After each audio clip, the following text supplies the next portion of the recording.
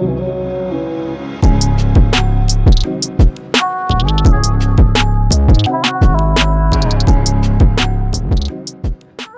great, Vivek. Welcome to Shaurya or Vivek, and Thank you, ma'am. and it is a pleasure to Definitely. have you. Such we guys, everybody, I should tell you, Vivek is an all India rank topper of CAPF 2020 examination जिसके results list finally अब आ गई है, बहुत delay हुआ है इस result को. So how are you feeling Vivek? Ma'am काफ़ी रिलीव्ड फील हो रहा है एंड हैप्पी हैप्पी तो मतलब ठीक है पर रिलीव ज़्यादा है मतलब सॉर्ट ऑफ रिलीव्ड एंड काफ़ी लाइट फील हो रहा है लिटरली मोटिवेशन काफ़ी और अच्छा हो गया ओह, फ्यूचर के लिए. That's good. विवेक, पहले हम अपने ऑडियंस को एक अपने बारे में छोटा सा इंट्रोडक्शन दे दो, अपने बैकग्राउंड, एजुकेशनल बैकग्राउंड, और आपने यस मैम. प्रिपरेशन कब शुरू करी, और कितने अटेम्प्ट्स लगे, कौन से एग्जाम्स आप दे रहे थे, बेसिक, ताकि बच्चों को आपका बैकग्राउंड पता लग जाए. तो basically ma'am I am from Lucknow okay. And schooling यहीं से हुई लखनऊ से ही. उसके बाद मैंने बीटेक किया है इलेक्ट्रॉनिक्स एंड कम्युनिकेशन इंजीनियरिंग में from National Institute Technology Hamirpur. Okay. So Himachal Pradesh में एनआईटी से मैंने बीटेक किया एंड देन वहीं से मैंने एक ऑर्गेनाइजेशन ज्वाइन की कॉल्ड लिटरेसी मिशन. उस पर 4 साल काम किया मैंने एंड अदर भी टेक्निकल ग्रुप्स में भी था मैं शामिल. पर मुझे वहाँ से फील हुआ कि मुझे सॉर्ट ऑफ सिविल्स की तरफ थोड़ा ज़्यादा तब तब ये लगा कि लिटरेसी मिशन के बाद. तो उधर के बाद मैंने कॉलेज के बाद एक एमएनसी ज्वाइन की. उसमें कुछ दिन काम किया. देन आई थॉट कि मतलब फाइनली मुझे सिविल्स की प्रिपरेशन करना चाहिए. तो वहाँ से मैं सिविल्स के अटेम्प्ट देना शुरू किया. 2 मेंस दिए मैम, डिस्क्वालीफाई हुआ. ओके. देन आई थॉट कि सीएपीएफ भी देते हैं क्योंकि मोर और लेस एक एग्जाम अलग लेते ही है पर मोर और लेस सिविल सर्विसेज जैसी ही एक सर्विस है. सब कुछ मुझे सिमिलर ही लगा और काफी इंटरेस्टिंग था. और शुरू से भी फोर्सेस के लिए एक जो रेस्पेक्ट थी ma'am, so I was always that मतलब अट्रैक्टेड. मैंने आज तक सिर्फ 3 ही एग्जाम दिए हैं, तीनों यूपीएससी गई, civil services, CAPF and EPFO. तो फर्स्ट ओके. अटेम्प्ट था मेरा सीएपीएफ का. Okay. Okay, that's good. Yes ma'am. तो 2020 मैम कोविड टाइम के बीच में आया जो रियल अटेम्प्ट था. Yes. So I started preparing for that in that. So definitely, और सिविल सर्विसेज की प्रिपरेशन ने इसमें हेल्प करा है आपको. Yes ma'am certainly ma'am. Hmm. पर मैं ये कहूँगा मैम कि सिर्फ सिविल से ही नहीं, कई सारे सिविल सर्विसेज एस्पिरेंट्स भी देते हैं इसको और इसमें क्वालिफाई नहीं कर पाते हैं क्योंकि इसका कुछ पोर्शन जो होता है जैसे कि करंट अफेयर वाला पोर्शन है वो बहुत ज़्यादा स्ट्रेट फॉरवर्ड स्टैटिक क्वेश्चंस मतलब डायरेक्ट क्वेश्चंस आते हैं इसमें करेक्ट. करंट में. एंड मैथ्स का एक पोर्शन होता है और जो साइंस उसके जो 15-16 जनरल एबिलिटी के क्वेश्चंस होते हैं वो डिफरेंट होते हैं और वो सिविल्स में अकाउंट नहीं होते मार्क्स. एंड मैम जो करंट अफेयर और ये हो गया और जो साइंस होता है that is different from civil services prelims examination. So ये तो 3 कुछ जो पोर्शन थे इसके लिए अलग से प्रिपरेशन करनी पड़ती है और इनके काउंट किए जाए तो around 16 question, 20 question of mathematics and around 10 question उधर से 20. तो काफी 30-40 क्वेश्चन हो जाते हैं. तो ये डिसाइडिंग फैक्टर होता है. और मैम एक और चीज बहुत ज्यादा मुझे ऐसा लगता है कि maths, science and that's this current affair that the straight one, ये बहुत हाई स्कोरिंग पोर्शन होता है. सो अगर इस पे फोकस किया जाए तो इजीली जो नॉन सिविल सर्विस एस्पिरेंट्स हैं वो सरपास कर सकते हैं सिविल सर्विस एस्पिरेंट्स को. करेक्ट. करेक्ट. और पेपर 2 में भी इसमें फर्क है यस फ्रॉम मैम. आपके civil services. Yes ma'am grammar आती है एंड प्रेसी राइटिंग आती है. So that is different so across. Basically why I am asking you this is कि कुछ बच्चों को ऐसा लगता है कि सिर्फ सिविल सर्विस वाले ही इसको क्रैक कर सकते हैं और बाकी फील्ड वाले नहीं कर सकते हैं. नहीं मैम इसीलिए मैंने क्लैरिफाई किया कि ये जो हाँ. 3 पोर्शंस हैं अदर देन दूसरे दूसरे पोर्शन भी, पर ये जो 3 पोर्शन है ये रियली डिसाइडिंग फैक्टर है. इवन जब मैंने इस एग्जाम को देने शुरू किया वो देखा था तो मैंने इन तीनों को ही टारगेट किया था कि सिविल्स का तो चलिए मेरा पॉलिटी और वो सब कंप्लीट था. पर ये 3 जो है मेरे लिए बहुत ज्यादा डिसाइडिंग है. आई न्यू कि मतलब इन 3 में अगर स्कोर नहीं करता हूँ मैं तो मैं क्वालिफाई नहीं कर सकता. इवन जो एक और एग्जाम दिया मैंने ईपीएफओ का भी, यूपीएससी का, तो जी. उसमें भी है कि क्या होता है कि उसमें इकोनॉमिक्स से रिलेटेड एंड उससे रिलेटेड, नॉट इकोनॉमिक्स, कॉमर्स से रिलेटेड क्वेश्चंस आते हैं. तो मैम ऐसा नहीं है कि सिर्फ कॉमर्स वाले क्वालिफाई करेंगे, बेसिक नॉलेज है, आप अगर पढ़ते हैं तो उस चीज को तो आप स्ट्रेटेजिकली कवर कर सकते हैं, कोई बहुत ज्यादा वो नहीं है। Okay okay good. Alright, and so हमको बच्चों बता दिया कि इन्होंने एग्जाम्स दिए थे, 2 सिविल सर्विसेज के अटेम्प्ट्स रहे हैं, यस करेक्ट? एक 3 हो ईपीएफओ गए का हैं अटेम्प्ट और एक सीएपीएफ और का एक अटेम्प्ट। सीएपीएफ का attempt. Okay, yes ma'am. so how did you go about paper one की strategy? How, what subjects के sources क्या रहे आपके, कैसे पढ़ा? Did you take some coaching offline, online, or self ma'am study, whatever? Yes ma'am, test series join की थे मैंने, फोरम की, एंड एक आधी और मैंने बाहर से प्रिंट आउट लेके निकाला था। सो टेस्ट सीरीज बहुत इंपॉर्टेंट है। अदर देन दैट मैंने सीएपीएफ के लास्ट के 5-6 इयर्स के क्वेश्चन पेपर्स उनको बहुत थॉरली स्टडी किया था। इवन जिस दिन क्योंकि मेरा मेंस भी था साथ में, तो जिस दिन मैं कम भी पढ़ पाता था उस दिन भी मैं कोशिश करता था कि कम से कम 20 मिनट में पेपर्स को एनालाइज करूं। सो वो क्वेश्चन पेपर की एनालिसिस बहुत इंपॉर्टेंट हो जाती है सीएपीएफ में। सो आपको आइडिया होता है कि कौन से क्वेश्चंस आ रहे हैं, किस लेवल के क्वेश्चंस आ रहे हैं, और कितना वेटेज है हर सब्जेक्ट का। उसी हिसाब से मैंने अपनी प्रिपरेशन की स्ट्रेटजी को डिवाइस किया था। जैसा कि मैम करंट अफेयर होता है, तो करंट अफेयर के लिए इसमें थोड़ा स्टैटिक्स मतलब डायरेक्ट क्वेश्चंस आते हैं। तो मैंने कई सारी बैंकिंग एग्जाम्स वाले कुछ वेबसाइट्स हैं जो कि वीकली क्विजेस करते हैं क्वेश्चंस के। करेक्ट। और मैंने कुछ वीडियोस में, आपके भी वीडियोस आते हैं करंट अफेयर्स के, और प्रशांत सर का पीडीएफ आता है। तो तो मैंने क्या किया था, वीकली क्विज पे बहुत ज्यादा फोकस किया था। हर वीकली क्विज को पिछले 1 साल के पूरा कर लिया था। उससे क्या होता है मैम, क्विज से वो चीजें बिल्कुल दिमाग में बैठ जाती है। और देन फैक्चुअल प्लस उसमें आपको देखना होता है कि वो बैंकिंग के क्वेश्चंस आप एलिमिनेट कर दो। इसीलिए मैं कह रहा हूँ कि क्वेश्चन आप अपने पहले आप खुद को समझिए, अपनी स्ट्रेंथ्स को समझिए कि आपके क्या स्ट्रेंथ्स हैं, क्या वीकनेसेस हैं। फिर दूसरी चीज है, आप पेपर को समझिए कि पेपर क्या डिमांड कर रहा है। उस हिसाब से आप अपने प्रिपरेशन स्टार्ट करें। जैसे मैं बैंकिंग वाले से ही क्विज उठाता था, तो उसमें बैंक के डायरेक्ट क्वेश्चन हटा देता था और मेरे मतलब के क्वेश्चंस में उनको बोरो कर लेता था। तो वहां से मेरा बहुत ज्यादा डायरेक्ट वाले क्वेश्चंस करंट अफेयर के प्रिपेयर हो गए थे। ओके। पेपर 2 तो मैम विद सिविल्स भी मेरा प्रिपेयर हो रहा था, करंट अफेयर वाला पोर्शन। उसके लिए मैं डेली न्यूज़पेपर पढ़ता हूँ, इंडियन एक्सप्रेस में प्रेफर करता हूँ। सीएपीएफ के लिए मैम मैं इंडियन एक्सप्रेस और ज्यादा अच्छा इसलिए कहूंगा क्योंकि उसमें एक एक्सप्लेन्ड सेक्शन आता है। यस। अगर मैम उसको किया जाए, हर एक्सप्लेन को पढ़ लिया जाए, तो पेपर 2 के काफी सारे टॉपिक्स मुझे तो लगता है वो आ ही जाएंगे डायरेक्ट एक्सप्लेन करेक्ट वाले correct question. Correct, absolutely correct. आप न्यूज़पेपर पढ़ने में कितना टाइम लगाते थे? मैम मुझे अराउंड 45 मिनट्स लगते हैं। ओह, बच्चे बहुत ज्यादा स्ट्रगल करते हैं कि न्यूज़पेपर में 1.5 घंटा 2 घंटा चला जाता है। Any tips for those students? Ma'am बहुत ही ज़्यादा सिलेक्टिव पढ़ना है, क्योंकि न्यूज़पेपर में क्या होता है कि बहुत ज़्यादा कई बार ऐसा न्यूज़ होता है जो पॉलिटिकल न्यूज़ है या स्पोर्ट्स की न्यूज़ है। स्पोर्ट्स की भी न्यूज़ है, तो मतलब आपको डिसाइड करना है कि आपके पेपर से रिलेवेंट है कि नहीं, एग्जाम से रिलेवेंट है कि नहीं।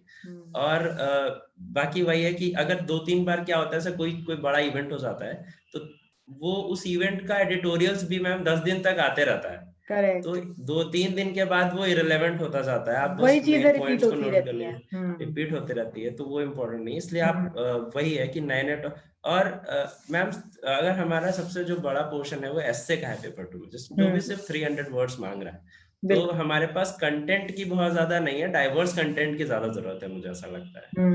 तो करेक्ट। इस तरीके से मैम 45 मिनट में कर सकते हैं अगर आप सिलेक्ट। तो वही मैम, मतलब 5-6 साल सबसे पहले कोई भी स्टूडेंट तैयारी करे तो मैं उससे कहना चाहूंगा कि पहले आप थॉरली अपने सिलेबस को रिवाइज कर लीजिए, याद कर लीजिए, एंड देन 5-6 ईयर्स के जो प्रीवियस ईयर क्वेश्चंस हैं उनको बिल्कुल आप याद कर लीजिए। एक तरीके से आपके माइंड में होना चाहिए सब्जेक्ट वाइज कि इससे इस टाइप के क्वेश्चंस आ रहे हैं, इस डेप्थ के क्वेश्चंस आ रहे हैं, both paper 1 and paper 2। Then you will realise कि क्या मुझे पढ़ना है, चाहे वो बुक्स हो चाहे वो न्यूज़पेपर हो, और आप इजीली चीजों को पिकअप कर सकेंगे सिलेक्टिवली कि आपको क्या पढ़ना है। Yes, yes. Okay, so this is about current affairs. Current affairs. And ma'am, yes ma'am. Yes, please go ahead. And ma'am polity के लिए तो लक्ष्मीकांत आई थिंक सफिशिएंट है, Yes. पर मोर देन सफिशिएंट है। पर मैं एक खुद से कहना चाहूंगा कि अगर पॉलिटी के लिए एनसीईआरटीज पढ़ी जाए तो वो बेस्ट है, क्योंकि 1-2 क्वेश्चंस हमारे टाइम पे भी आए हैं जो कॉन्सेप्चुअली आपकी कॉन्सेप्चुअल अंडरस्टैंडिंग्स को टेस्ट कर रहे हैं, जो कि लक्ष्मीकांत में नहीं है, डायरेक्टली फैक्ट बेस्ड होती है। और लक्ष्मीकांत पढ़ने के लिए भी मैं रिकमेंड करूंगा कि कोई भी टेस्ट सीरीज मैम जरूर करें, क्योंकि टेस्ट सीरीज से क्या होता है, लक्ष्मीकांत बहुत ज्यादा फैक्चुअल बुक है, तो जब हम रीडिंग कर रहे होते हैं तो हम कुछ फैक्ट्स तो रीड कर रहे होते हैं और कुछ चीजें स्किप कर रहे होते हैं। तो जब हम टेस्ट देते हैं तो हमें एग्जैक्टली पता चलता है कि पढ़ना क्या है या क्या चीजें हम स्किप कर रहे हैं। क्योंकि इतना सारा डेटा है, इतनी सारी चीजें हैं, तो वो स्किप ऑटोमेटिकली आप करने लग जाते हैं। सो इसलिए मैम टेस्ट के साथ अपनी रीडिंग को चेक जरूर करें। सो पॉलिटी में तो मैं लक्ष्मीकांत कहूंगा। इकोनॉमिक के लिए एनसीईआरटीज मैम सफिशिएंट है, उससे ज्यादा की जरूरत नहीं है। 11th 12th yes ma'am. और मैम साइंस के लिए, साइंस वाले पोर्शन को मैंने अरिहंत से किया था प्लस एनसीईआरटीज, दोनों चीजों को मैंने रेफर किया था, अरिहंत प्लस एनसीईआरटीज। मेरी स्ट्रेंथ भी है, मैंने रियलाइज किया था कि मैम मैथ्स मेरी स्ट्रेंथ थी, साइंस वो समथिंग जो मैंने पढ़ा नहीं था सिविल्स की वजह से, पर जो बेसिक साइंस है, पर मुझे ऐसा लगता है कि वो बहुत स्कोरिंग है। मतलब साइंस का कुछ, साइंस में आपको आता है तो आता है ma'am, so that is something. और स्कोप लिमिटेड है, मतलब जैसे मैम हिस्ट्री है, वो लिमिट से बाहर चले जाते हैं, कुछ भी क्वेश्चन आ जाते हैं। बिल्कुल बिल्कुल। बस साइंस में, मैथ्स में बहुत स्कोर किया सकता है, तो मैंने साइंस बहुत ध्यान से किया था। मैथ्स मेरी स्ट्रेंथ रही है, मैंने आईआईटीज में भी क्वालिफाई किया है, तो मैथ्स स्ट्रेंथ रही है। पर फिर भी मैंने मैम मैथ्स को बहुत टाइम दिया है, क्योंकि मुझे लगा कि इसमें सारे के सारे क्वेश्चंस करना चाहिए मुझे। मैथ्स को, साइंस को और करंट अफेयर्स को, इन तीनों को मैंने स्पेसिफिक टाइम एलोकेट किया था। ओके। साइंस के लिए आपने बोला अरिहंत एंड एनसीईआरटी, तो एनसीईआरटी कौन से क्लास की? मैम 6 से कर ले तो बेटर होगा, क्योंकि बेसिक अंडरस्टैंडिंग 6 से आ जाती है, और 6, 7, 8 की एनसीईआरटी करने में बहुत कम टाइम लगता है। कोई भी करेगा तो बहुत इजीली, मतलब बहुत कम टाइम में हो जाती है, तो 6 से कर ले बेटर है। 6 to 12th 6 to 12। Okay, alright. और मैथ्स के लिए book, if any recommendation? Maths के लिए मैम मैंने पर्सनली क्या किया था, अपनी 9, 10, 11, 12 की बुक्स उठा के उससे किया था। यूजुअली 9, 10, 11 से हो गया था। Back to basics. हाँ, बैक टू बेसिक्स। और मैंने मैथ्स के लिए मैम ऐसे भी नहीं था, मतलब वही क्वेश्चन पेपर को बहुत एनालाइज किया, तो मैंने उसको टॉपिक बाय टॉपिक डिफरेंशिएट कर लिया था कि कौन से एरियाज है जहाँ पे मुझे फॉर्मूले रटने की जरूरत है या याद करने की जरूरत है, या कौन से एरियाज है जो मैं इजीली कर लेता हूँ। तो आपको अपनी स्ट्रेंथ को समझना है, आपको पता होना चाहिए क्या मुझे आता है। मैथ्स और ग्रामर में मैं ये कहना चाहूंगा, क्योंकि ऐसा नहीं है कि सब लोग बिल्कुल जीरो होते हैं, आप कहीं ना कहीं 0 to 100 में कहीं लाई कर रहे हैं। तो आपको वो एरियाज समझने हैं जिसको, जो बिल्कुल आपको आते हैं, उसको तो आप बस प्रैक्टिस करो, और जो एरियाज नहीं आते हैं उनको आप समझो, उनको पढ़ो, एंड देन उनको कवर करो। Yes okay, so science is done, maths is done, then we have history, geography. Yes, ma'am. Geography के लिए I read NCERTs only. NCERTs were sufficient, both Indian geography और world geography. NCERT world geography के लिए भी अच्छी है, Indian geography के लिए भी sufficient थी। Plus ma'am with current affairs maps देख लिया करता था मैं, जो भी कोई न्यूज में कोई आर्टिकल आ रहा है, या कोई भी जैसे अपने कोई भी लीडर की कहीं विजिट होती है, या कोई भी एरिया जो न्यूज में है, तो उसका मैप में लोकेशन देखना इज इम्पोर्टेंट। करेक्ट। अगर मैप बेस्ड क्वेश्चन आते हैं तो उधर से हो जाता है। प्लस एनसीईआरटी सफिशिएंट है ज्योग्राफी के लिए, उससे ज्यादा बहुत ज्यादा टाइम इधर उधर देखने का मुझे नहीं लगता कोई मतलब है। ओके। और इकोनॉमिक्स होगी, पॉलिटी मैम बता दे। हिस्ट्री के लिए मैम ये है कि मॉडर्न हिस्ट्री मैंने राजीव अहीर करके बुक आती है, छोटी सी आती है, वो मतलब सफिशिएंट है। मतलब मुझे लगता है कि अगर एनसीईआरटीज पढ़ने का हो, अगर बेसिक अंडरस्टैंडिंग का हो, मतलब तो अगर टाइम हो तो पढ़ ले, नहीं तो राजीव अहीर से सीएपीएफ में जितना क्वेश्चंस आते हैं वो आप कर सकते हैं इजीली। ओके, मतलब यस मैम, ऐसा हो सकता है कि क्वेश्चंस बाहर से भी आए, पर क्या होता है कि मैम वो एफर्ट के हिसाब से फिर टाइम ज्यादा देना पड़ जाएगा, तो राजीव अहीर से ही वो हो जाएगा। एंड मिडीवियल के लिए एनसीईआरटी पढ़ी थी मैंने, और मैम आर्ट एंड कल्चर और एंशिएंट के लिए भी एनसीईआरटी कौन से क्लास की? मैम 6 to 12 की थी मैंने 6 to शायद। 12 वही 6 बेसिक है। अगर आप 6 बच्चों बेसिक को है। 6 बहुत इजी लग रही है तो you can shift to 7th class, you can shift to 8th class, but it 8th class. Depends आपको क्या बेस यस बनाना है। क्या बेस है, क्योंकि मैम फुल इजी की बात, इजी से भी एक चीज मुझे लगता है कई बार हमें इजी लगती है लेकिन हम छोटे छोटी चीजें जो है वो मिस कर देते हैं, जो कि 6-7 की एनसीईआरटी से भी डायरेक्ट यूपीएससी उठा लेता है। सो मुझे लगता है कि अगर 6 की एनसीईआरटी इजी है तो आप 4-5 घंटे में इजीली कवर कर लेंगे। And when you are preparing for exam like you CAPF, तो यूपीएससी। आप 4-5 घंटे दे सकते हैं इजीली। हाँ, दैट्स एफर्ट करेक्ट, दे दैट्स देना है। करेक्ट। एंड एक बार पढ़नी होती है, आई थिंक एनसीईआरटी एक बार पढ़ लो, बेसिक कॉन्सेप्ट्स आपके क्लियर हो गए, you don't have to keep revising it और एनीथिंग। Yes, सो उस yes, और मैम नोट्स का मैं जो भी एनसीईआरटीज पढ़ता या जो भी मैंने सोर्सेज रेफर किए हैं, तो उसके लिए क्या किया है कि पहले तो मैंने सोर्सेज से पहले 2 रीडिंग लिया है, एंड देन उसके बाद मैं उससे ही नोट्स बनाता था। नोट्स का तरीका ये है कि मैं पर्टिकुलरली लास्ट में रिवाइज करने के लिए बहुत काम आता है, हाँ, तो मैं क्या करता था, क्वेश्चनियर फॉर्म में नोट्स बनाता था। ओके। सॉर्ट ऑफ जैसे पॉलिटी से भी पूछ लिया तो प्रेसिडेंट करके मैं क्वेश्चन मार्क लगा दिया कि मतलब कुछ भी जो भी है, कितने लोग कहाँ से इलेक्शन में कौन कौन यूज हो रहा है, या लोकसभा में कितनी सीट्स हैं, कहाँ से कितनी आ रही हैं, या कैसा भी इलेक्शन का प्रोसीजर है, कैसे अमेंडमेंट होता है, हर चीज में सिर्फ क्वेश्चन। इससे क्या होता था मैम कि जब मैं रिवाइज करता था वो क्वेश्चन, तो या तो मुझे क्वेश्चन आता है, अगर आता है तो मैं उसको तो that is something I know. अगर नहीं आता है तो मैं वापस बुक खोलूंगा, रिवाइज करूंगा, दोबारा एफर्ट मारने पे क्या होता है, चीजें फिर स्किप थ्रू नहीं हो पाती और वो आपको याद हो जाती है जल्दी। हम्म। सारी चीजें आपको याद हो जाती है एंड आई थिंक इट जल्दी। Hits you well also, it hits you कि यार ये वाला मुझे एग्जैक्टली नहीं आ रहा है। नहीं नहीं आता है इसमें। So yes. और सो यू रिवीजन के time. Recommend notes while studying? Yes ma'am, yes ma'am, but after 2 readings. After 2 readings, हाँ। स्टूडेंट्स भाई सुन लेना, क्योंकि ये जो आपको विवेक आंसर कर रहे हैं ये सारे आप ही के क्वेश्चंस है जो आप लोगों ने हमको भेजे थे, और मैंने आप लोगों के सारे क्वेश्चंस इनको दे दिए थे, तो ही इज आंसरिंग एकदम फटाफट फटाफट, he has kept his all data ready for you. तो जो नोट्स बनाने वाला डाउट था आपका, आफ्टर 2 रीडिंग्स, अब प्रॉब्लम यस ये है मैम। तुम लोग 2 रीडिंग्स तो कर लो पहले, ठीक है? नोट्स बनाओ। नहीं, but really good, I think it's a very good style of questioner वाला, it's really good style. Yes ma'am, क्योंकि मैम क्या होता है, इनिशियली हम नोट्स बनाते हैं तो पूरी बुक कॉपी पेस्ट कर देते हैं, तो वैसा नहीं होना एग्जैक्टली, चाहिए इस चीज। So exactly. अगर मार्क भी करते पूरी बुक लाल हो जाती है। पूरी बुक ला रहे आ रही है तो उसका कोई यस, मतलब नहीं होता ma'am, so correct, that is correct, something. That's good. Sources का तो मैम यही है, और कुछ ओके। एंड yes, पेपर 2 में we have an English grammar portion, तो उसके लिए did you think you any preparation is required? Ma'am preparation required था, पर मैं मुझे मतलब ऐसा लगा पर्सनली मेरे लिए, तो मतलब I was quite good with that, comfortable तो विद इट? मतलब मैंने ओके। प्रिपेयर था, इसमें मैंने नहीं एंड किया व्हाट उसके अबाउट लिए। The argument, report, प्रेसी writing?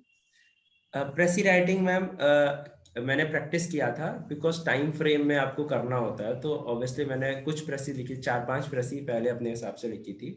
हाँ। दूसरी चीज होती है कि I wrote in my own words, क्योंकि मतलब कई बार क्या होता है कि हम उसमें से कुछ पोर्शन हटा देते हैं, कि इज हटा दिया, एर हटा दिया, और कुछ लोग वन कर देते हैं, दैट इज समथिंग कि बहुत गलत हो जाता है और काफी कम मार्क्स मिलते हैं उससे। तो आपको प्रेसी को पहले समझना है पूरा पूरा उसको, फिर उसको अपने वर्ड्स में सिंप्लीफाई करके लिखना है मैम, उसमें मुझे ये लगता है। सो मैम ऐसे में क्या स्ट्रेटजी थी मेरी आंसर राइटिंग की कि सिविल सर्विसेज का जो सिलेबस है वो मुझे याद भी था, और मैं सबको कहूँगा कि वो सब लोग याद कर लें।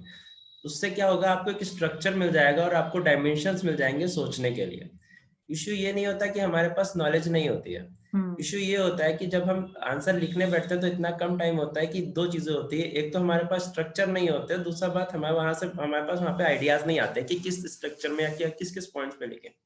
तो जब हमारे पास सिविल्स का वो है सिलेबस है, तो आपको एक स्ट्रक्चर मिल जाता है। जैसे आप हिस्ट्री, विमेन से रिलेटेड क्वेश्चन आया हो या एग्रीकल्चर से रिलेटेड किसी भी, तो पहले उसका एक हिस्टोरिकल पार्ट होता है, तो आप पहले तो क्वेश्चन पे स्टिक करना है, उससे भागने नहीं है स्ट्रक्चर के चक्कर में। क्वेश्चन पे स्टिक करके आप हिस्टोरिकल डायमेंशंस में उसको सोच सकते हैं।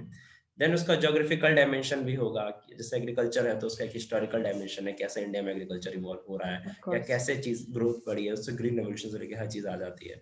और उसके बाद ज्योग्राफिकल डायमेंशंस हैं कि अलग अलग ज्योग्राफिकल एरियाज में कैसे कहाँ पे किस चीज की पैदावार होनी चाहिए या नहीं हुई है या हो सकती है।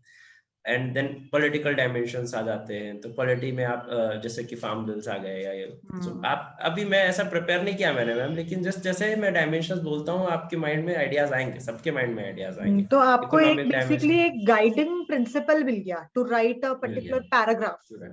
Yes ma'am, exactly. So 300 words आपके आराम से हो जाएंगे, एक स्ट्रक्चर्ड आंसर हो जाएगा आपका, और एक अच्छी एंडिंग के साथ आप कंक्लूड कर सकते हैं। सो इससे आंसर बहुत स्ट्रक्चर्ड हो जाता है, और मुझे लगता है कि आपको कभी कंटेंट की कमी नहीं लगेगा कि कंटेंट का। तो जैसे आपने कंटेंट का बताया था कि you used to read the newspaper and Indian Express explained, so वही कंटेंट जो ऐसे के लिए है, is it the same content which will be helpful in argument and report also? Yes ma'am, with that उसके साथ स्टैटिक हम पढ़ ही रहे हैं, हाँ, the static portion plus that current affair portion would be sufficient. क्योंकि जैसे कि मैम मैंने बताया कि ऐसे में हम सिलेबस वाइज चलते हैं, पॉलिटिकल हिस्टोरिकल। सो अगर मैंने हिस्ट्री पढ़ी या पॉलिटी पढ़ी या कुछ भी पढ़ा, तो उन एरियाज से भी उस कंटेंट, उस टॉपिक के बारे में मुझे नॉलेज है, प्लस मैं उसको सप्लीमेंट कर सकता हूँ करंट अफेयर्स के साथ। दैट इज समथिंग बिल्कुल बिल्कुल, sufficient. Great. Yeah, I think this will be very helpful for everybody, क्योंकि यही जो तुम बोल रहे हो ये एक्चुअल में प्रॉब्लम है कि भैया कहाँ क्या डालना है। एंड 300 वर्ड बहुत कम पड़ता है अपना सारा फीलिंग और सारा इमोशंस निकालने में उस टॉपिक के ऊपर। So yeah, that's a good style. Any such tip for report writing an argument which you tried? Ma'am argument के लिए तो हमेशा मेरा ये रहता है कि हमेशा सोचने का तरीका, पढ़ते समय भी ये रहता है कि मैं हमेशा प्रोज एंड कॉन्स एंड सारे डायमेंशंस को कवर करूं। और हो भी जाता है अगर आप पढ़ते भी है या अपने अपने डेली ढंग से पढ़ा हुआ है या करंट अफेयर्स ढंग से की है, तो हो जाता है। तो आर्ग्यूमेंट में आप वहीं पे डिवाइस कर सकते हैं, ऐसा कुछ नहीं है। एंड रिपोर्ट राइटिंग के लिए just have to stick to the format में, बहुत ज्यादा खुद की क्रिएटिविटी नहीं निकालनी होती है वहाँ पे, और फॉर्मेट से नहीं चेंज करना है। अगर फॉर्मेट गड़बड़ होता है तो आई थिंक मार्क्स डिडक्ट होते हैं। Yes, तो just stick to definitely. The format and news को डायरेक्टली लिख सकते हैं। Yes. So I think for all the students I'll speak, paper 2 is a very big challenge than paper 1, because paper 1 में एक fix syllabus है, आपको books पता है, यहाँ से पढ़ो, बड़े सारे टेस्ट सीरीज मॉक्स हैं, आपको करो। बट पेपर 2 के लिए कोई फिक्स सोर्स नहीं है, ओके, एंड पेपर चेकिंग भी बहुत रेयरली कहीं पे करवाई जाती है। चेक नहीं, आपको समझ नहीं आता है कि मैं अच्छा ऐसे लिख रहा हूँ, मैं अच्छा रिपोर्ट लिख रहा हूँ या नहीं लिख रहा हूँ। So any such thing which students can do जिससे उनका सेल्फ एनालाइजेशन हो कि एम आई इम्प्रूविंग इन ऐसे रिपोर्ट, आपने कुछ ऐसे प्रैक्टिस करे या कुछ करा? मैम पहले तो आंसर राइटिंग बहुत इंपॉर्टेंट हो जाती है कि आंसर राइटिंग के लिए इनिशियली लोगों में बहुत हेजिटेंसी रहती है कि मैं लिखूंगा तो स्टार्ट कैसे करूंगा। तो वो जब आप आंसर्स लिखते हैं तो वो दूर हो जाता है अपने आप। देन होता है कि आपका स्ट्रक्चर या तो खराब होता है, ग्रामर में इश्यू होता है, या तो कंटेंट कम है, या कंटेंट में आपका बैलेंस नहीं है डेटा में और आर्ग्यूमेंट्स में, क्योंकि it has to be balanced. सिर्फ आप डेटा भी नहीं डाल सकते और सिर्फ आप आर्ग्यूमेंट से भी काम नहीं चला सकते। देन पीयर ग्रुप इस समय बहुत काम आता है, जो सीरियस पीयर ग्रुप होता है कि जो साथ में आपके प्रिपरेशन कर रहे हैं, सिविल्स वाले या CAPF स्पेसिफिक वाले या और भी लोग जो साथ में काम कर रहे हैं, आप उनसे चेक कराइए आंसर्स। तो खुद का आंसर भी पढ़ सकते हैं। खुद के आंसर को पढ़ने में मुझे पर्सनली ऐसा लगता था कि मैं अपने आंसर 2-3 बार पढ़ता था तो मुझे आइडिया लग जाता था कि कहाँ पे कुछ इशू हो रहा है। पीयर ग्रुप भी बता देते हैं क्या होता है। देन फाइनली मैंने क्या किया था कि कई सारी कोचिंग्स होती हैं जो सिविल सर्विसेज की मेंस की आंसर शीट जो होती है टॉपर्स की, वो रिवील कर देती है बाद में कि ये टॉपर्स आंसर शीट्स है।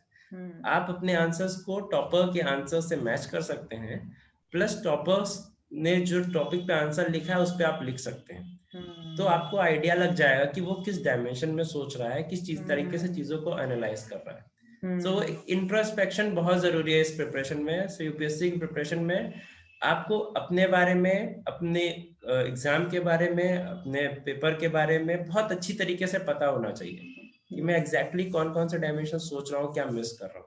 सो मेरे हिसाब से मैम खुद एनालाइज करें, पीयर्स से एनालाइज कराएं और बाकी कॉपीज से खुद को मैच करेंगे तो इतना सफिशिएंट होता है। How much do you think months कितना लंबा preparation is required for CAPF, अगर एक नया बच्चा आज डिसाइड करता है कि मुझे देना है? 6 मंथ तो मिनिमम मुझे लगता है मैम चाहिए, जिस लेवल का कंपटीशन अभी रिसेंटली हाँ, शुरू हो गया है। यस, तो मुझे लगता है 6 मंथ, क्योंकि कट वैकेंसीज भी ऑफ साइज बहुत कम हो जा रही है। कम होते जा रही है और कट ऑफ भी ज्यादा हो रहा है मैम। तो मुझे ऐसा लगता है कि 6 मंथ तो मिनिमम चाहिए। हाँ, बाकी फिर अभी प्लस पर्सनल लेवल पे चेंज होता है अलग अलग लोग। yes, yes.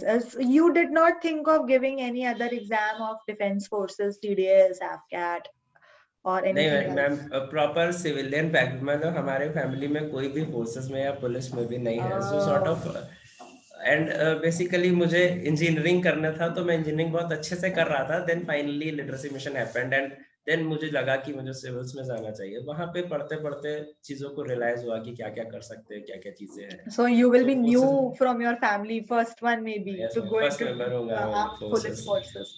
That's पर nice. रेस्पेक्ट है मैम फोर्सेस की इतनी कि मैं ये कह सकता हूँ कि आज तक मैंने, मतलब बचपन में जब छोटा था तो माय मॉम इज डॉक्टर, तो मतलब उन्होंने तो कभी उनके कलीग के चेयर पे बैठा था तो उन्होंने कहा था बेटा कुछ चीजें आपको अर्न करनी पड़ती है, अर्न समथिंग्स, सो आप ऐसे नहीं बैठ सकते। तो फोर्सेस में मैम कभी कभी कैमो ड्रेसेस आती है, लोग पहनते हैं, वो मैंने आज तक कभी उसको ट्राई नहीं किया क्योंकि वो मुझे अर्न करनी थी। Correct, और अभी correct. टच करना शुरू कर दिया है ट्रेनिंग के टाइम में भी, जब मैं थोड़ा और ट्रेन हो जाऊंगा तब तब वो मुझे मैं अर्न कर Yes, लूंगा मैं भी। of course, you will get it. Yes, okay. What force are you being allotted? अभी वो मैम लिस्ट अभी नहीं तक आई है ना? अलॉटमेंट नहीं, लिस्ट नहीं आई है हाँ, इसमें। okay. So what you are expecting? What were your preferences? CISF, SSB, ITBP, CRP and BSF। Okay, so you are hoping कि आपको CISF जो आपका first preference है CISF वो मिल मिल जाए, यस जाएगा. मिल सकता है Okay, इसमें। any reason for the preference? Preference के लिए एक तो ma'am CISF multi dimensional force है, अलग अलग सेक्टर्स में काम करता है। और मतलब जब मेरी कुछ सीनियर से बात हुई तो उन्होंने बताया कि पहले उसकी भी थोड़ा ट्रेनिंग होता है, आपको बताया जाता है कि क्या करते हैं कैसे करते हैं, तो ऑब्वियसली बहुत कुछ सीखने को होता है। Plus only child from the family, तो कोशिश रहेगी कि पेरेंट्स भी साथ में रहें, तो CISF का इसलिए था। And ma'am Okay. SSB ITBP का studied in Himachal Pradesh, trekking was my hobby, so aligned है उनके साथ। तो ऐसा नहीं है कि मतलब प्रेफरेंसेस हैं तो दूसरी फोर्सेस को ज्वाइन नहीं करना है। लिटरली मैंने हर डायमेंशन में, जैसे CRP नक्सल एरियाज में, ट्राइबल एरियाज में काम करती है, लिटरेसी मिशन में भी काफी ज्यादा मतलब ऐसे एरियाज में मैं गया हूँ, तो सॉर्ट ऑफ अलाइंड है मेरे मतलब मेरी हॉबीज या जो भी इंटरेस्ट है Okay. उनके साथ। Oh, okay. Okay, that's good. Okay, so अब हमारा रिटर्न तो क्लियर हो गया. उसके बाद हमारा फिजिकल आया. So how did you start for your physical preparation? Physical के लिए मैम हमारे टाइम पे कोविड का बहुत प्रॉब्लम था। मेरा फिजिकल को मुझे अराउंड 1.5 मंथ्स इनिशियली मिले थे, देन अच्छा. डेट आ गई थी। क्या हुआ, लेकिन डेट जिस दिन थी उस दिन मैं गोरखपुर था, वहाँ पे सेंटर में था, पर उसी दिन पोस्टपोन हो गया, so I had to return to Lucknow. तो उसके बाद 2 महीने और मिले, पर काफी ज्यादा ये था कि कोविड बहुत पीक पे था लखनऊ में, चीजें बहुत खराब थी। स्टिल मैंने कंटिन्यू कर रखी अपनी प्रिपरेशन। बेसिक फिटनेस तो कम से कम आधे घंटे रनिंग तो कम से कम मैं करता ही था। मुझे लगता है कि जो लोग फिट भी हैं, दोस्तों कंसिडर देमसेल्फ कि मैं बहुत एथलेटिक हूँ या मैं बहुत फिट हूँ या मैंने पहले किया, वैसे मैं पहले टेनिस खेलता था तो आई थॉट कि मैं फिट हूँ, मतलब घर का कि मैं 800 मीटर एंड ऑल आराम से कर सकता हूँ, but it's not that way. आप प्रिपरेशन कर रहे होते हो और आपकी बॉडी रिस्पॉन्ड नहीं करती एकदम से। Exactly. सो मुझे लगता है 1.5 मंथ तो मैम लगते ही लगते हैं प्रिपरेशन में। प्लस 800 मीटर में क्या होता है, एंडोरेंस का होता है मैम। सो अगर रोज आधे घंटे रनिंग करेंगे तो इजीली 800 मीटर क्वालिफाई कर जाएंगे। 100 मीटर में स्टार्ट कर देनी चाहिए मुझे लगता है। पहले 800 मीटर का आप प्रिपरेशन करें, रोज आधे घंटे रनिंग, पहले कम से शुरू करें, फिर देन उसको बढ़ा के आधे घंटे तो मिनिमम करें ही करें। देन उसके बाद आप स्प्रिंट शुरू करें। जब आपकी स्प्रिंट अच्छी हो जाती है तो आपका 100 मीटर हो जाता है, प्लस साथ साथ में काफी कुछ प्रिपरेशन लॉन्ग जंप की भी हो जाती है। लॉन्ग जंप की प्रैक्टिस मस्त है मैम, क्योंकि उसके लिए नहीं करेंगे तो बहुत इश्यू हो जाता है, सबसे ज्यादा डिस्क्वालिफिकेशन लॉन्ग जंप में ही होते हैं। और वो क्या शॉर्ट पुट के लिए मैम एक बार देख लें, उसका वेट काफी होता है और पहली बार में कई बार लोगों से नहीं जाता, ग्रिप का डिफरेंस आता है। आप नीचे से, आपका हाथ जैसे ये हाथ है, कई बार लोगों का हाथ ऐसे नीचे चले जाता है तो यहाँ से वापस से फोर्स ला पाना बहुत मुश्किल हो जाता है। और उसमें रूल्स का इशू है कि आपको जस्ट फर्स्ट अटेम्प्ट में थ्रो करना है और उसके बाद वहीं से वापस लौटना है। मेरे साथ एक लड़का डिस्क्वालीफाई हो गया था, जस्ट क्रॉस दैट लाइन, पता नहीं कैसे उसने माइंड से भूल गया और आगे से निकल गया और मैम वो डिस्क्वालीफाई हो गया, जबकि उसके मार्क्स भी बहुत अच्छे थे पेपर 1 में। छोटी छोटी प्रेशर बहुत होता है। और मैम एक चीज मैं मानूंगा, अनसर्टेनिटी का सीन है, क्योंकि जब हमारा हुआ था तो बारिश हो रही थी तो पिच चेंज कर दी गई थी 800 मीटर का। सॉरी मैम, वो शॉर्ट लॉन्ग जंप का पिच चेंज कर दिया था। तो शॉर्टर रनअप लेंथ थी मेरा, मैं स्टेप्स मार किए थे, 16 स्टेप्स के बाद मैं जंप करता था और मैं स्टेप्स मार करके जंप करता था। वहां मार्किंग के लिए अलाउ करते हैं, पर शॉर्ट होने की वजह से 16 स्टेप्स की डिस्टेंस है नहीं। तो वहां पे आपको अपना कंपोजर रखना है कि मैं कैसे इस चीज को टैकल करूंगा। मैं एंगल से रन करके आया था, जबकि बाकी सब शॉर्ट से कर रहे थे, उनका नहीं हो पा रहा था, काफी डिस्क्वालिफिकेशन। तो मैंने एंगल से किया, तो वहां पे आपको कंपोजर रखना है कि नहीं हो जाएगा, और जो ऐसे भी सिचुएशन है फेस करना ही है, फेस करना ही करना है। यस मैम, वो कंपोजर वहां पे मैटर करता है, क्योंकि लोग ज्यादा, मैंने देखा है 14 फीट तक जंप करते थे, लेकिन जब वहां पे टाइम आया तो वो फाउल कर रहे थे या कुछ हो रहा था, प्रेशर बहुत ज्यादा आता था। प्रेशर बहुत होता है, सही बात है। और द थिंग इज, जब आप प्रैक्टिस करते हो, आप इंडिविजुअल इवेंट्स प्रैक्टिस कर रहे होते हो, लेकिन उस दिन जाके आपको सारे इवेंट्स एक साथ करने, बैक टू बैक। मैम मुझे लगता है एक और चीज होती है कि एक तो जैसे मैंने एंगल से किया, तो सब, उसके बाद कई लोगों ने एंगल से किया तो उनका हो रहा था, क्योंकि एक तो पीयर प्रेशर होता है कि सब लोग ऐसे कर रहे हैं तो मैं भी, तो आप अपने प्लान पे स्टिक करिए। प्लस कमांडेंट सर लोग होते हैं, तीन कमांडेंट सर होते हैं, तो मतलब तो बहुत प्रेशर रहता है कि उनके सामने वो देख के लगता है कि अरे सर, तो उस पे नहीं जाना है आपको, अपना strategy basically. Correct, good. Okay, so physical आपका एक दिन हो गया, and then medical was the same day? Yes ma'am, same day शुरू हो गया था, नेक्स्ट डे तक खत्म हुआ था, 2 दिन लगे, 1.5 एनी दिन प्रॉब्लम्स यू लगे। Faced in medical? Ma'am initially weight 4-5 kilo तक ज़्यादा था, 5 kgs के अराउंड मेरा ज़्यादा था। वो फिजिकल की जब डेट आई थी मेरी, तो वो रनिंग करते करते वो 4-5 किलो कम हो गया था, पर थोड़ा रिलैक्सेशन मिल जाता है। पर मुझे एक एडवाइस देनी चाहिए, मतलब जो भी लोग प्रिपेयर कर रहे हैं, कि आपके अंदर इतना मोटिवेशन और इतना एंथुसियाज्म होना चाहिए कि आप रिलैक्सेशन पे मत जाइए। जितना कैटेगरी में आपकी हाइट के हिसाब से आपका वेट है, आप उतना वेट ही लेके जाइए, उससे आप अपने आप को ज्यादा कॉन्फिडेंट फील करेंगे उस सिचुएशन में। सो मैंने ट्राई किया था, मेरा वेट कैटेगरी में मतलब प्रॉपर जितना था उसी में था, सो फिट हो गया था। Okay, alright. And you have a number also, so was that an issue? Ma'am इसके लिए +-3 होना चाहिए आई साइट, उससे अंदर है तो आप एलिजिबल है, कोई इशू नहीं होना चाहिए। मैंने आई साइट को चेक कराया था, यहाँ पे भी एक सर्टिफिकेट भी ले लिया था। मान लीजिए वहाँ पे मांगते हैं कि मेरा आई साइट इतना है, वहाँ पे वो वापस चेक करते हैं, पर आपके पास होना चाहिए। प्लस मैम कुछ लोग लेजिक कराते हैं, तो लेजिक का भी 6 मंथ्स पहले होना चाहिए, उसका जो भी क्राइटेरिया है वो ढंग से पढ़ लेना है, मतलब जो भी नोटिफिकेशन में लिखा हुआ है उसमें सारी चीजें पढ़ के इवन उसके बाद ही प्रिपरेशन शुरू करें। एक बार कई लोग, मेरे साथ एक दोस्त था, ही वाज कलर ब्लाइंड, सो और उसको पता भी था, and then also prepared, and वहां पे जाके एलिमिनेट हुआ। तो दैट इज समथिंग, आप फौज में जा रहे हो, you can not be colour blind.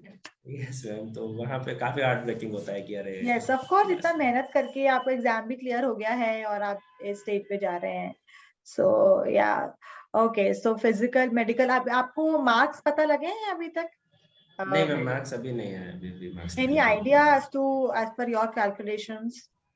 Ma'am I think मेरे रैंक पे कट ऑफ, मेरे रैंक पे अराउंड 345 प्लस ही गया है फाइनल, मेरे रैंक पे आई थिंक 76 पे, क्योंकि काफी अच्छे बच्चे जिनके 150s में भी आ रहे थे, 160s के अराउंड आ रहे थे, उनका सिलेक्शन नहीं हुआ है 130s में भी हुआ है, सो ऐसा नहीं है कि नहीं हुआ है।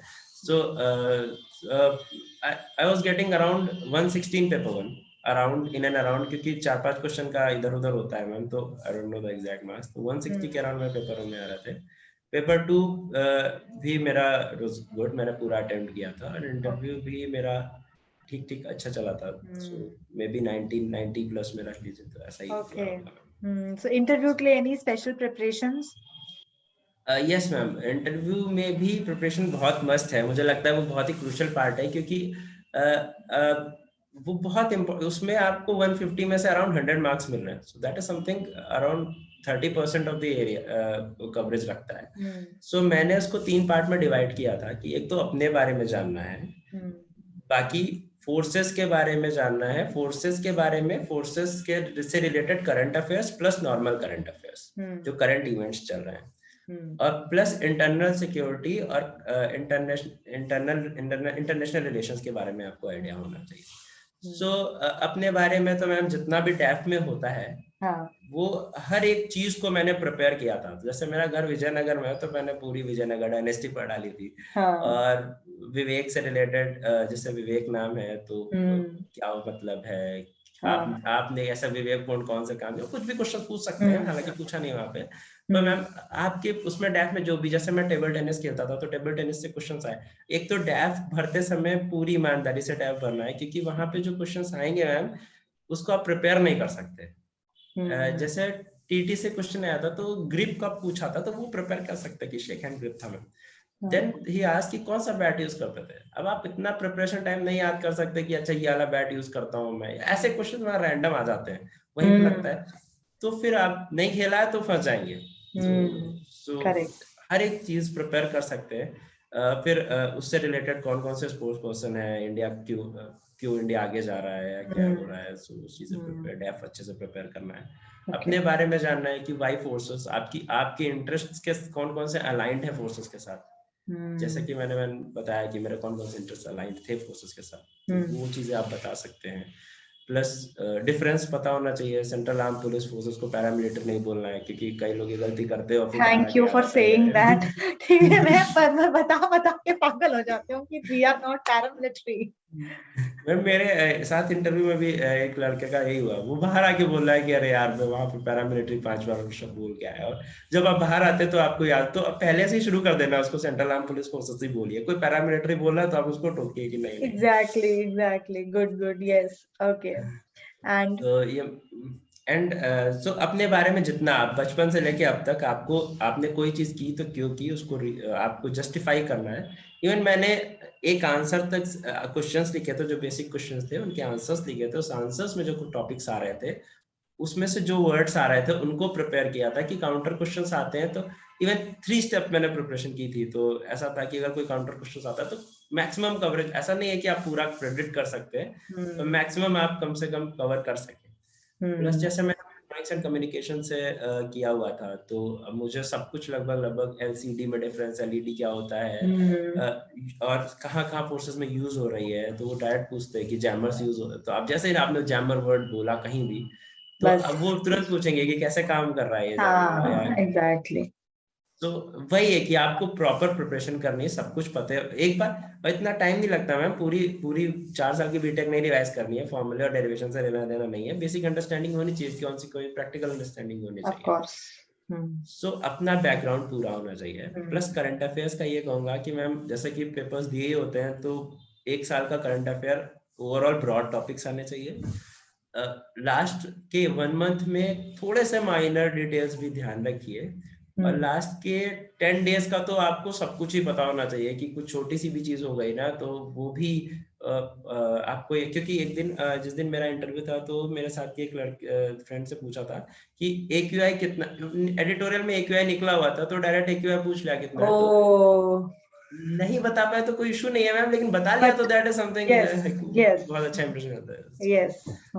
सो वो आप पढ़ सकते हैं। जब आप उस मोड में जब इंटरव्यू होता है, तो मैम आप उस प्रोसेस को एंजॉय करने लगते हैं कि इंटरव्यू होने वाला है, और हर चीज आपके क्वेश्चन ही है। मतलब मैं सिक्योरिटी चेक से जा रहा था दिल्ली मेट्रो से, तो मैं सब ऐसा देखते था, तो मैं सब क्वेश्चन किया मतलब जो सर थे वहां पे, तो उन्होंने पूछा कि भाई क्या इतना क्या तुम देख रहे हो इन सब मशीन से। I had to tell him कि मैम सर इंटरव्यू है मेरा, तो ऐसा है। तो आपको हर चीज अवेयर होने चाहिए, क्योंकि जब मैं दिल्ली मेट्रो में था, तो ऑब्वियसली वहां पे CISF है। सो आप वहां पे जब चीजों के बारे में अवेयर होंगे, तो कहीं ना कहीं वो आपके इंटरव्यू में हेल्प करेगा ही करेगा। दिस इज हाउ आप उस मोड में चले जाइए इंटरव्यू। एग्जैक्टली। एंड देन तो करंट अफेयर एंड फोर्सेस के बारे में मैंने ये किया था कि आपका वीडियो भी मैंने देखा था, और आपने बहुत अच्छे से सब कुछ अलग अलग कर रखा। वो पैरामिलिट्री वाला भी मैंने आपका वीडियो काफी वीडियोस देखे थे। और काफी सारा कंटेंट फोर्स स्पेसिफिक मैंने वेबसाइट से सारा कुछ, हर फोर्स की वेबसाइट होती है, उसकी वेबसाइट से सब कुछ निकाल कर गैट्स में से भी कुछ इंपॉर्टेंट लगे तो मैंने ऐसा प्रिपेयर किया था। हिस्ट्री से ज्यादा हिस्ट्री इंपॉर्टेंट है, पर इंपॉर्टेंट ये भी है कि फोर्स का एक्चुअल यूज क्या है, वो क्यों काम। हिस्ट्री ठीक है, मतलब फोर्स का इंपॉर्टेंस आप हिस्ट्री बता सकते हैं, पर यूजुअली वो वहाँ पे हिस्ट्री पूछते नहीं है मैम। वो उस हिस्ट्री से ज्यादा ये पूछते हैं कि क्यों यहाँ पे है तो यहाँ क्यों नहीं है, या ये है तो वो क्यों नहीं है। तो आपको मतलब आना चाहिए कि हो क्यों रहा है क्यों, ये फोर्सेस हैं क्यों एग्जैक्टली। पुलिस फोर्सेस में इसमें डिफरेंस क्या है स्टेट पुलिस फोर्सेस में इसमें। सो बेसिक अंडरस्टैंडिंग बहुत अच्छी होनी चाहिए। प्लस करंट अफेयर एक सेक्शन था, न्यूज सेक्शन आता है ना गूगल पे ही, आप फोर्स का नाम सर्च करिए, गूगल पे न्यूज सेक्शन पे क्लिक करिए, तो उसके बारे में जितनी भी एक मंथ में न्यूज आ रखी है सब आ उसको जाती भी है। आप नोट डाउन कर सकते हैं। तो वो बहुत इंपॉर्टेंट होता है क्या क्योंकि क्या हो रहा है उस फौज के अंदर, जो माइन्यूट माइन्यूट चीज जो आप मेन नहीं पेपर में नहीं आए, भले ही आपको दिखेगी नहीं, बट या। yes ma'am. So this is how I prepared for my interview ओ session. Nice nice nice. And कितना लंबा आपका इंटरव्यू चला? मैम मेरा अराउंड 30 मिनट्स था, 30 30 मिनट्स मिनट्स। प्लस चला। And yes ma'am. Mode English Hindi? Ma'am English mode था पूरा प्रॉपर, आई वाज इंग्लिश में वेरी था? गुड। यस मैम, काफी कंफर्टेबल हूँ मैं इंग्लिश में भी, तो ओके। हिंदी तो यस मैम। सो कोई आपके साथ वाले थे जो हिंदी में भी दे रहे थे? यस मैम, कुछ लोगों ने हिंदी में दिया है, पर एक दो लोगों को बोर्ड पैनल ने कहा है कि आप इंग्लिश में ही ट्राई कीजिए, ओके। क्योंकि आपने पीछे इंग्लिश पढ़ी हुई है, आपने ग्रेजुएशन के टाइम इंग्लिश में ही, इंग्लिश वॉज योर मीडियम, या इंग्लिश आपका मीडियम था पहले भी 12th तक, तो आप इंग्लिश में ट्राई कीजिए। हम आपकी कम्युनिकेशन स्किल्स को चेक नहीं कर रहे हैं, लेकिन आप इंग्लिश में ही ट्राई कीजिए। तो मे बी वो उस अनकंफर्टेबल सिचुएशन में उनको जज करना चाहते थे या जो भी है। तो हाँ। सो आपको प्रिपेयर्ड रहना है कि आपकी नेटिव लैंग्वेज में भी हो सकता है, पर अगर इंग्लिश में बोलते हैं तो यू शुड बी प्रिपेयर्ड कि कैसा होगा। Okay. And you were wearing formals, coat tie? Yes ma'am, है फॉर्मल्स, ना? Coat tie and western trousers. Okay okay. So I think interview panel ऐसा नहीं है कि बहुत ही ज्यादा स्ट्रिक्ट है, वो आई थिंक आपको कंफर्टेबल मोड में ही रखता है एंड पूछता है आपसे यस मैम, क्वेश्चन। बहुत कॉर्डियल पैनल होता है। इवन ये पॉजिटिव पॉइंट है जितना, उतना ही नेगेटिव पॉइंट भी होता है, क्योंकि क्या होता है कि पैनल बहुत कॉर्डियल होते हैं, आपसे बहुत प्यार से क्वेश्चन पूछेंगे, आप बताते चले जाएंगे, और 5 मिनट बाद आप इतना फ्री हो जाते हैं कि आप गलती से वो चीजें बोलने लगते हैं जो आपको नहीं बोलनी चाहिए। सो वहां पे ध्यान देना है कि पैनल कितना भी कॉर्डियल हो, आपको फॉर्मली एज एन ऑफिसर, कि आप एक ऑफिसर रैंक के लिए प्रिपेयर कर रहे हैं, वैसा आंसर्स देने हैं। एंड देन कॉर्डियल होने के साथ साथ पैनल आपको क्वेश्चंस में भी उलझाने की कोशिश करते हैं, टॉपिक्स पे आपके व्यूज लेते हैं, और कई बार वो फोर्स करने की कोशिश करते हैं कि आप इस व्यू पे जाइए जो कि मे बी नहीं बोलना चाहिए।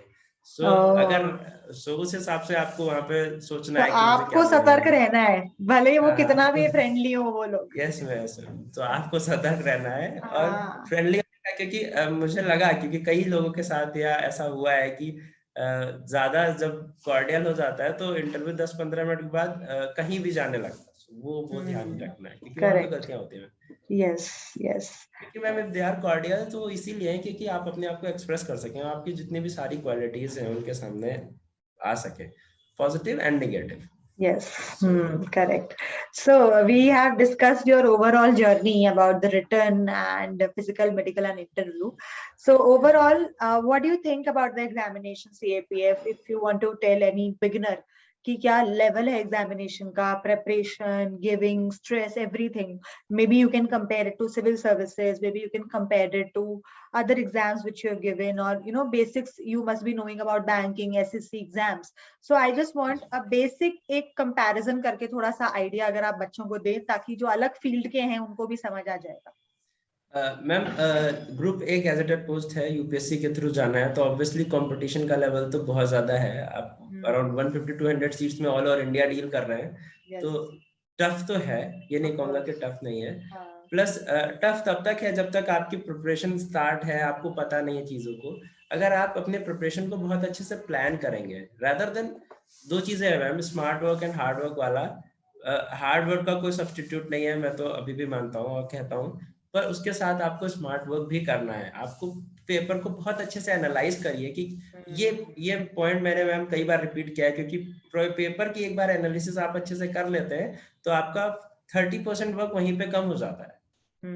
तो फिर उसके बाद पेपर धीरे धीरे काफी इजी हो जाता है। एंड आपको अपने हिसाब से मार्क्स जैसे प्लान करना है कि मतलब पेपर वन में अराउंड 150 मार्क्स का आप टारगेट तो रखिए क्योंकि जिस हिसाब से कंपटीशन बढ़ रहा है 150 इज नॉट समथिंग कि और तो आप जैसे मेरा था कि मैम अराउंड 20 क्वेश्चंस मैथ से आ जाते हैं, या फिर तब 20 आ जाते थे, मैं अब कम कर दिया 16-15 आ रहे हैं। सो आई थॉट कि अगर 20 आ रहे हैं तो मैं 18 कर लूंगा, या 16 मेरे में आए थे तो मेरे अराउंड 16 पूरे सही थे। उसके बाद साइंस के क्वेश्चंस कितना मैं सही कर सकता हूँ, अपनी स्ट्रेंथ्स को याद रखिए, अपनी वीकनेसेस को ध्यान दीजिए, उस हिसाब से आप प्रिपेयर करिए। और end of the day ma'am seats matter नहीं करती। अगर आपने प्लान करके एग्जाम में 150 मार्क्स ले आए, 145 150 मार्क्स ले आए, तो फिर तो आपके पास एक क्लियर कट एज है। फिर कोई फर्क नहीं पड़ता कि इतने लाख लोगों में से 10 लोग सिलेक्ट हो या 150 लोग सिलेक्ट हो, आपके पास मार्क्स होने चाहिए मैम। सो कंपैरिजन का मैं नहीं कहूंगा मैम, क्योंकि मैं मानता हूँ कि कोई भी एग्जाम दीजिए, चाहे सिविल्स हो, चाहे सीएपीएफ हो, चाहे जैसे मैंने यूपीएससी का आईपीएफ भी दिया था, तो हर एग्जाम के लिए अलग से पढ़ना पड़ता है। मैं पीसीएस देने जाऊंगा, मान लीजिए यूपी पीसीएस, तो मैं पक्का उसमें से आधे नंबर ही नहीं ला पाऊंगा। So this is her paper का अलग होता है, तो उसके हिसाब से specific. How many hours you used to study in a day? Ma'am मेरी स्टडीज बहुत ज़्यादा गोल ओरिएंटेड होती थी। मतलब मैं मॉर्निंग में ही या प्रीवियस डे नाइट को ही टारगेट कर लेता था कि मुझे ये टॉपिक्स कंप्लीट करने। ऑब्वियसली आई न्यू कि इतनी देर में कर लूंगा, सो अराउंड 8+ आवर्स के लिए मैं टारगेट रखता था। सो प्लस अगर वो 7 में हो जा रहा है तो कोई इशू नहीं है, पर 11 लग रहा है तो भी मैं उसको कोशिश करता था कि उसको खत्म करके ही उठूं। इससे क्या होता था कि मैं plan short term goals, long term goals में बनाता था, तो ताकि मेरी प्रिपरेशन जो है, टाइम मैनेजमेंट मेरा बहुत अच्छा रहे, मेरे प्रिपरेशन पूरे टाइम के साथ अलाइंड रहे। और तो इससे क्या होता है मैम कि एक कंसिस्टेंसी बनी रहती है। सो टाइमिंग्स तो मैं मैम 7 to 11 मान सकता हूँ, आज तक चले जाता था, पर सॉर्ट ऑफ मेरे गोल्स पूरे होने चाहिए, ये मेरा मेन फोकस रहता था। गोल्स एज इन जैसे आपने कल के लिए बनाया कि मुझे कल ये टारगेट है मेरा, उसके बाद may be a weekly target और अ मंथली टारगेट, इस तरह, राइट? Yes ma'am. जैसे जैसे मैं 2 सब्जेक्ट एक साथ लेता था, जैसे पॉलिटी ले लिया, पॉलिटी समथिंग मुझे बहुत इजी लगती है, तो आर्ट एंड कल्चर में बोर हो जाता हूँ पढ़ के, मतलब पर्सनल लेवल पे ऐसा है। तो मैं दोनों को कंबाइन करता था कि आर्ट एंड कल्चर शुरू करूंगा और उसके बाद पॉलिटी पढ़ूंगा जब मैं थक जाऊंगा उसको पढ़ के। तो ऐसे करके मैं करता था, और मुझे पता होता था कि इतने दिन में मैं ये टॉपिक या ये सब्जेक्ट खत्म कर लूंगा। तो आपका डेली का गोल बन गया, आपका वीकली का गोल बन गया, तो उसके बाद आप चीजों को डिवाइड कर सकते हैं, सब्जेक्ट डिवाइड कर सकते हैं, टेस्ट भी दे सकते हैं कि संडेज को मैं टेस्ट दूंगा या ऐसे करूंगा। इससे क्या होता है मैम, कंसिस्टेंसी, क्योंकि यूपीएससी के एग्जाम्स में कंसिस्टेंसी मस्ट है। एक दिन आप 14 घंटे पढ़ेंगे और दूसरे दिन आप बिल्कुल नहीं पढ़ रहे हैं, घूमने निकल गए, घूमिए, बिल्कुल घूमिए, लेकिन आप 8 घंटे पढ़ रहे हैं तो आप घूम सकते हैं आराम से, ऐसी बात नहीं है। लेकिन आप अपना टारगेट पूरा करिए, उसके बाद आराम से घूमिए। एक आधे दिन स्किप हो सकता है, बीमार हो गए, पर कंसिस्टेंट है अगर आप, तो सक्सेस श्योर है मुझे, मेरे हिसाब से। Okay, that's nice. Did you make a timetable also for yourself? Yes, non time table में वही टॉपिक वाइज टाइम टेबल होता था। एंड मेरे हर इंसान, जैसे कि मुझे अपने बारे में बहुत अच्छा आइडिया था कि मेरे पीक आवर्स क्या है। सो मैं मॉर्निंग प्रोडक्टिविटी आवर्स क्या है? हाँ, प्रोडक्टिविटी आवर्स क्या है, तो मैं 6 to 9 बहुत अच्छा, 6 to 10 बहुत अच्छी पढ़ाई होती है मेरी मॉर्निंग में। एंड इवनिंग में भी अराउंड 5 के बाद पढ़ाई बहुत अच्छी होती है। तो मैं डिफिकल्ट सब्जेक्ट्स को कोशिश करता कि इस टाइम पे पढूं, या जैसे भी मैनेज कर सकता हूँ। जिस समय पे मेरी प्रोडक्टिविटी कम थी, उस समय वीडियोस से कोई वीडियो लेक्चर सुनना हुआ या ये सब करना हुआ, ऐसे मैनेज करना था। तो this is important, knowing about yourself, knowing about the exam, and Exactly. Okay, Vivek, just the last question now. I know I have taken a lot of time from you. Just the last question. कि during the preparation बहुत बच्चे बीच में demotivate हो जाते हैं, या negativity बहुत आ जाती है प्रिपेयर करते हुए, self doubt आ जाता है. So how to cope up with that and continue with consistency, as you said? Ma'am मेरे साथ भी है, मल्टीपल फेलियर्स से मैं भी सिविल्स में फेलियर्स हुए। उससे पहले भी मैंने फेलियर्स देखे हैं, कॉलेज टाइम के बाद, कॉलेज के लिए भी मैंने पहले बार पेपर दिया था, तो I couldn't get through the IITs, एक बार फिर अटेम्प्ट किया मैंने। सो फेलियर्स इज समथिंग कि वो रेगुलर है मैम, वो लोग कहते हैं ना कि failure is not permanent and success, वो ऐसा वाला फेलियर परमानेंट है मेरे हिसाब से मैम। आज मैं एक टारगेट बनाता हूँ, मैं उसको थोड़ा सा मिस कर जाता हूँ, that is something a failure. तो फेलियर्स ही होते हैं जो आपको आगे compete करने के लिए आप उनको यूज कर सकते हो। और अगर आपकी आपके प्रोडक्टिविटी बढ़ रही है, आप पॉजिटिव ग्रोथ तो हमेशा होती है, मे बी आपसे एग्जाम नहीं क्लियर हो पर पॉजिटिव ग्रोथ होती है, तो उसको भी आप यूज कर सकते हो खुद को मोटिवेट करने के लिए। दो फैक्टर्स होते हैं मैम, इंटरनल फैक्टर और एक्सटर्नल फैक्टर। जैसे इंटरनली आप जो चीज के लिए प्रिपरेशन कर रहे हो, जैसे कि मैम मैंने बोला मैं तीन ही पेपर मैंने दिए, सो आई न्यू कि मैं क्यों कर रहा हूँ, क्यों मैंने स्टार्ट किया और मैं क्या एक्सपेक्ट करता हूँ खुद से, कैसी लाइफ एक्सपेक्ट करता हूँ। तो एक तो इंटरनल मोटिवेशन अपने आप आ जाता है। तो उसके लिए मैं कहना चाहूंगा कि आप फोर्सेस के बारे में पढ़िए। अगर आप सीएपीएफ तो पहले ही पढ़िए, वो क्या कर रही है, क्यों कर रही है, आपका रोल क्या होगा फ्यूचर में, आप कैसे कंट्रीब्यूट कर सकते हैं, आपकी लाइफ में फोर्सेस कैसे कंट्रीब्यूट कर सकती हैं। सो उसके बाद वो इंटरनल मोटिवेशन आ जाता है। और एक्सटर्नल मोटिवेशन के लिए हर जगह है मैम।